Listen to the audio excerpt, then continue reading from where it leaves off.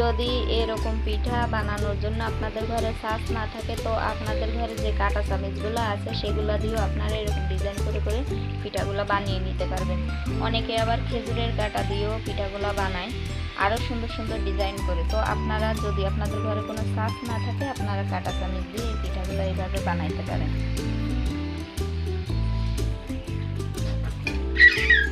এগুলা হচ্ছে কাঁটা চামচের পিঠা।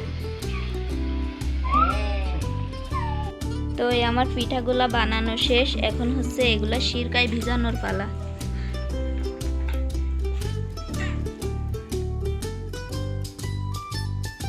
তো আমি হচ্ছে যে ওই সিরকা বানানোর জন্য এই দুধের প্যাকেটটা নিয়েছি। পানির মধ্যে দুধগুলা দিয়ে দিব এখন।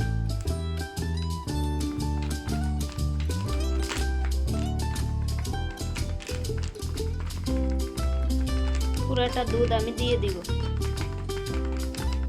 এই আগের বানানো গুড়ের সিরকার পিঠাগুলা আর আজকের বানানো পিঠাগুলা আমরা আজকের দুধের সিরকায় নিয়ে বানিয়ে নিব। এর মধ্যে আরও বাকি আছে কিশমিশ দিতে, তো কিশমিশগুলা এখনো ফ্রিজ থেকে বের করি না, ওগুলো বের করে দিব। চিনি আর কিশমিশ এগুলা দিয়ে আর এই পিঠাগুলা দিয়ে আমরা পিঠাগুলা বানিয়ে নিব। তো সকলের কাছে কেমন লাগছে আমাদের এই পিঠাগুলা সকলে কমেন্টে জানাবেন। এখন আমি এগুলা ভালো করে জাল দিয়ে নেব। এর মধ্যে অ্যাড করেছি দুধ, চিনি, কিশমিশ, এলাচ, দারচিনি, তেজপাতা। তার সাথে অ্যাড করব নারকেল বাটা আর হচ্ছে গুড়। আপনারা যে কোনো গুড় দিতে পারেন, সমস্যা নাই।